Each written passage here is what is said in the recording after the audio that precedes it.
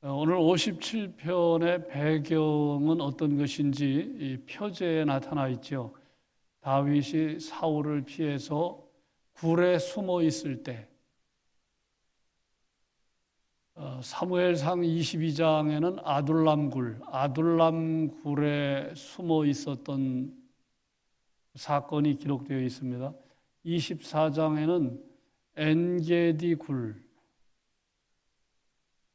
참 다윗이 고달픈 삶을 살았어요. 다윗은 사울과 어떤 관계인지 아시죠? 사위입니다. 사위. 사울의 사위인데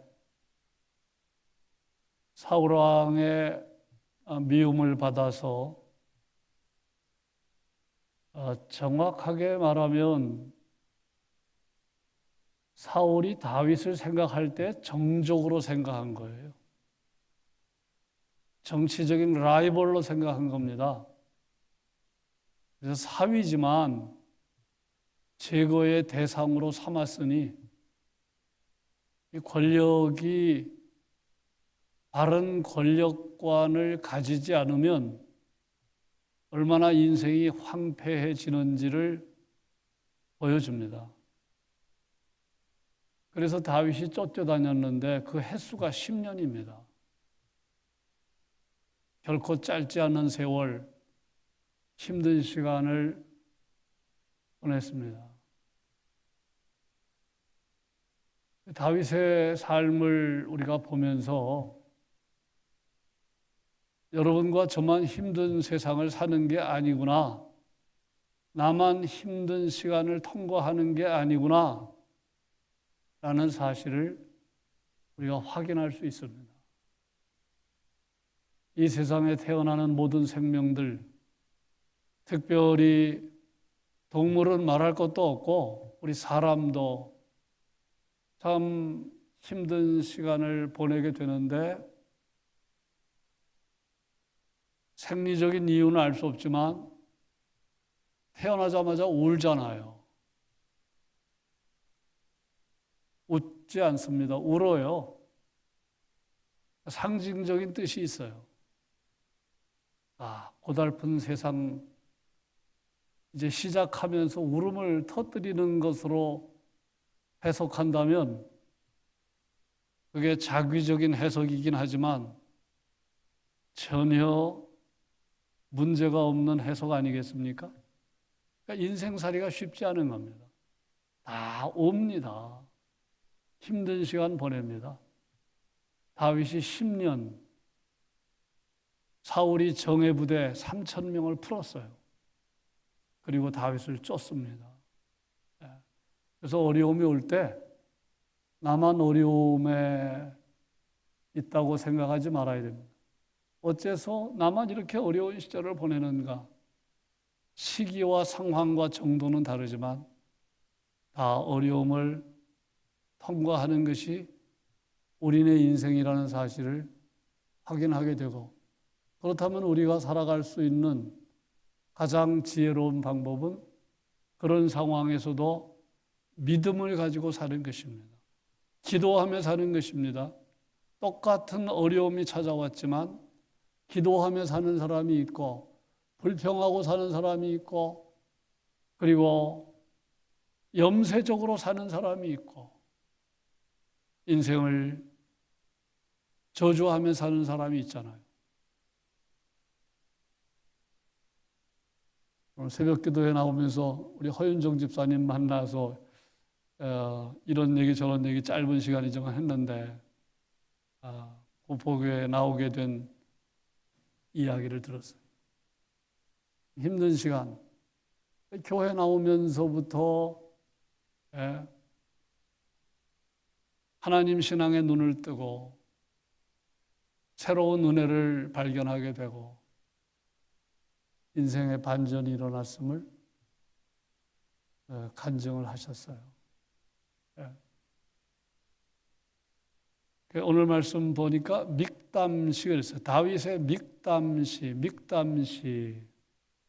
이 믹담이라는 말의 어근은 색이다. 아마 다윗이 사울을 피해서 굴에 있을 때에 암벽 같은 데에 자기의 떠오르는 시상을, 기도를 이렇게 새긴 게 아닌가, 그렇게 추측하는 학자들도 있는데, 어쨌든 우리가 표제를 보면 다윗이 힘든 시간을 통과했음을 알 수가 있는데, 1절에 보니까 재앙이다 그래서 재앙. 어떤 학자들은 파괴로 읽는 그런 성경학자들도 있습니다. 파괴든지 재앙이든지 다윗의 전 존재를 흔들 만한 위기가 찾아온 게 아닌가. 전 존재를 무너뜨리는 위기. 우리에게도 그런 비슷한 시간이 있었죠. 얼마나 힘든 시간이었는지를 암시하는 구절이 4절입니다. 4절을 보면 내 영혼이 사자들 가운데 살며, 사자들, 라이언입니다. 라이언, 맹수. 내 영혼이 사자들 가운데서 살며 내가 불사르는 자들 중에 누웠다. 곧 사람의 아들들 중이라. 하나님을 신앙하고 하나님을 경외하는 사람들 틈바구니에 있는 게 아니라 사람의 아들들, 하나님의 아들들과 대조가 되는 겁니다. 본성을 따라 사는 겁니다. 인간적인 정욕을 따라 사는 겁니다. 타락한 본성을 따라 사는 사람들, 그런 틈바구니에서 내가 누웠다. 4절을 계속 보시면 그들의 이는 창과 화살이다. 그들의 혀는 날카로운 칼 같다. 시적인 표현이지만 어떤 상황에 있는지를 우리가 짐작을 할 수가 있습니다. 그러니까 이런 상황에 놓이면 늘 말씀드리지만 두 가지 반응입니다. 비관하고 절망하고, 그리고 인생을 염세적으로 생각하고, 최악의 경우는 극단적인 선택하는 사람들. 똑같은 어려움이라고 똑같이 반응하는 게 아니에요. 이게 중요합니다. 기가 막힌 어려움이 찾아왔는데 어떤 사람은 탄식하며 하나님께 나아가는 사람이 있고, 어떤 사람은 극단적인 선택하는 사람이 있어요. 기도 제목은 하나님 어떤 일이 있어도 기도의 자리를 선택하게 해주십시오. 하나님께 나아가 탄식하게 해주십시오. 그게 중요한 것인데 다윗은 바로 그 자리를 선택했어요. 뭐라고 기도합니까? 하나님이여 내게 은혜를 베푸소서. 내게 은혜를 베푸소서. 반복해서 이야기합니다. 이 얼마나 중요한 기도입니까? 아무리 가뭄이 길어도, 가뭄이 심하면 사람들이 탄식하는데 그때 해결책은 딱 하나, 하늘에서 비가 오면 끝나는 겁니다. 하늘에서 비가 오면 끝나는 거예요. 마찬가지예요. 우리의 인생살이 힘들지만 하나님이 은혜 주시면 상황은 끝나는 겁니다. 그러면 반전이 일어나는 거예요. 은혜를 기도한 거는 다윗이 하나님을 절대적으로 의지하고 다른 데서 답을 찾은 게 아니라 하나님에게서 답을 찾았어요. 은혜를 주십시오. 은혜를 베풀어 주십시오. 그러면서 내가 하나님께, 나머지는 하나님께 다 맡기겠대요. 그런 표현이 내 영혼이 주께로 피하되 피한다는 겁니다.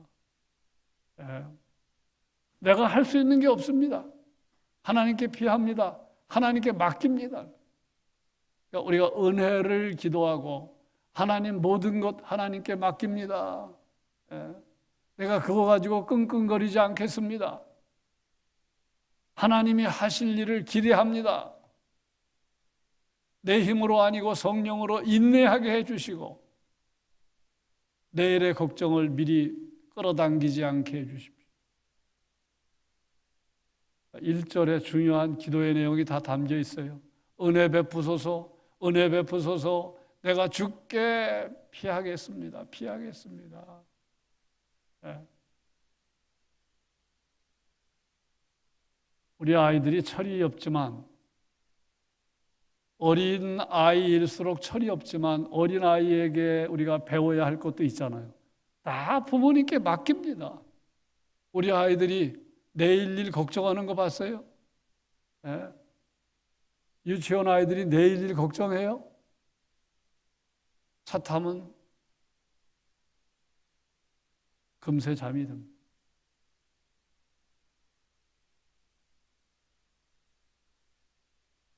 다윗은 2절에서 지존하신 하나님께 부르짖으며 그 다음에 뭐라고 그랬습니까? 나를 위하여 모든 것을 이루시는 하나님, 하나님이 나를 불러주셨는데, 하나님의 사람으로 선택해 주셨는데, 하나님, 나에 대한 하나님의 계획이 있으시지요? 굉장한 깊은 기도입니다. 나를 위하여 모든 것을 이루시는 하나님. 이 말은 하나님 나를 택했을 때, 하나님 나를 왕으로 택했을 때 나를 향한 하나님의 뜻과 계획이 있지요. 그 계획을 이루실 줄 믿습니다. 지금은 힘든 시간 보내지만, 내가 지금은 쫓기는 신세지만 나를 통해 계획하시는 하나님의 뜻이 있지요. 그런 기도 좀 하는 겁니다. 예. 여러분, 이거 생각하면 얼마나 이게 참 가슴 벅찹니까? 여러분을 통하여 계획하시는 하나님의 뜻. 예. 나를 하나님의 자녀로 삼으셔서, 하나님의 일꾼으로 삼으셔서 하나님이 계획하시는 하나님의 뜻, 그 뜻을 이루어 주실 줄로 믿습니다. 내가 지금은 인간적으로 어려운 시간을 통과하지만, 그러니까 여러분, 인간적으로 어려움을 통해서도 하나님의 뜻은 이루어진다고 믿으셔야 돼요. 좋은 일만을 통해서 하나님의 뜻이 이루어지는 게 아니라 어려운 일을 통해서도 하나님의 뜻은 이루어지는 것을 지금 다윗은 고백하고 있습니다. 그러니까 1절과 2절까지가 개인적인 탄식이고요. 3절부터는 이제 상황이 또 바뀝니다. 예. 그래서 얼마 전에도 말씀을 드렸어요. 여러분, 이 다윗의 기도를 보면 그냥 시종 탄식으로 끝나는 게 아니에요. 기도하다가 보세요. 오늘 말씀도 1절과 2절만 탄식이고요.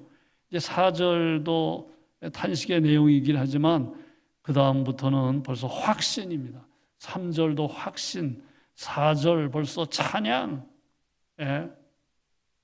그리고 5절 이거 기가 막힌 간증, 예.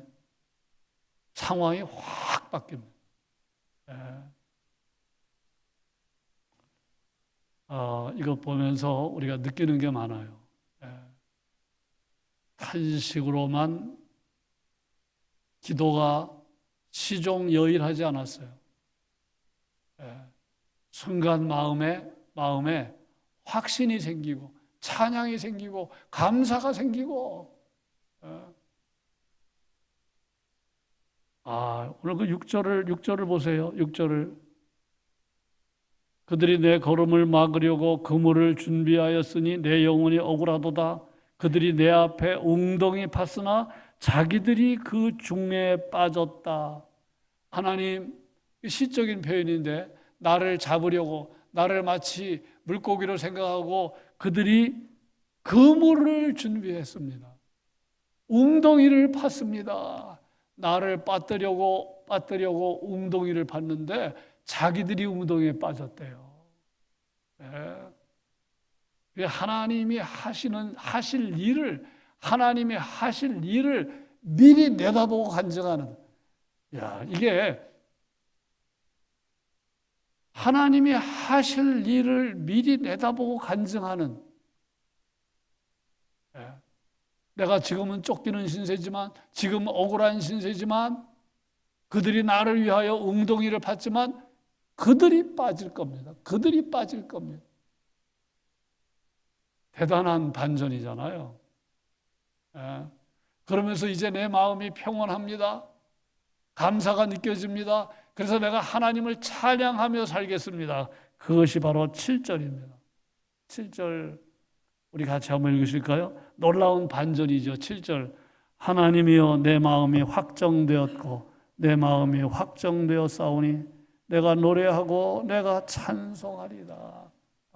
아니 탄식으로 시작했는데 이제 찬송하겠대요. 하나님은 나를 돕는 분, 하나님은 나의 구원자. 여러분 이거 믿으셔야 돼요. 하나님은 나의 구원자다. 그리고 하나님이 하실 일을 미리 내다보면서 하나님을 노래합니다.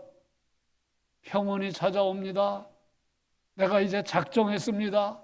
내가 작정했습니다. 하나님을 노래하고 살겠습니다. 하나님을 찬송하고 살겠습니다.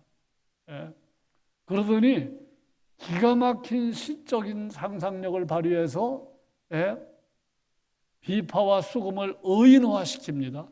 새벽도 의인화시킵니다. 새벽을 깨우겠대요. 새벽을 깨운다. 새벽을 마치 사람처럼 생각합니다. 여러분 새벽은 깨우지 않아도 밝아옵니다. 새벽을 깨울 필요 없어요. 새벽 깨우지 않아도 새벽은 찾아옵니다. 새벽이 밝아옵니다. 그런데 새벽을 깨우겠다는 말은 뭐예요? 빨리 새벽이 왔으면 좋겠습니다. 빨리 새벽이 와서 내가 비파와 수금으로 하나님 찬양하고 싶습니다. 참 굉장한 시적인 표현이죠. 옛날에 그 현대의 왕 회장 정주영 회장은 새벽에 빨리 일어났다고. 새벽형 사람. 그 이유가 늘 새날이 설레었다는 거예요. 기대가 되었다는 거예요. 하루가 기대가 되었다는 거예요. 그러니까 늦게 일어날 수가 없다는 거예요. 늘 밝아오는 새날이 하루가 기대가 되었다. 뭔가 흥분이 되었다는 거예요.